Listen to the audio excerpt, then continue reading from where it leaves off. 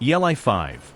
Why are Hiroshima and Nagasaki safe to live, while Marie Curie's notebook won't be safe to handle for at least another millennium?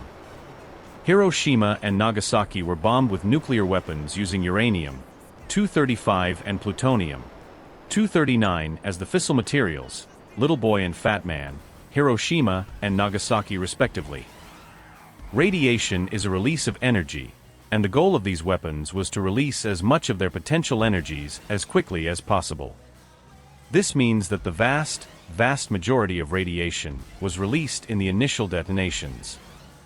Both bombs were also air-bursty weapons, meaning that they're designed to explode long before they impact the ground. Something like 90% of the radiation was blown into the atmosphere. Half-life is a measure of how long a radioactive material takes for half of its total quantity to cool off as radiation. Uranium-235 has a half-life of 704 million years. Plutonium-239 has a half-life of 24,000 years. They're both radioactive, but leaching radiation pretty slowly. The super dangerous stuff made as a result of the nuclear reaction would have cooked off the majority of itself within days, or even hours. Combined with intentional and organized cleanup/containment, this means that both cities were relatively safe again in a surprisingly short amount of time. Marie Curie, on the other hand, was a pioneer in radioactive science.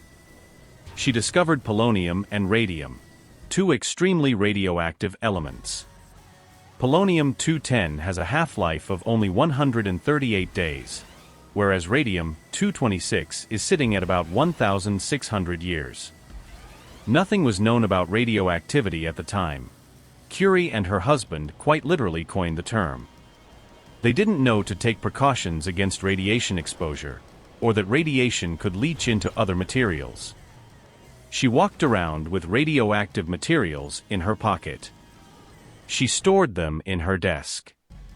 She then worked as a radiology technician in World War I, giving unshielded X-rays and further exposing herself.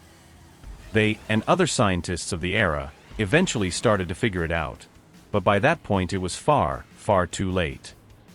Marie Curie died of aplastic anemia, likely the result of the radiation exposure throughout her life, damaging her bone marrow.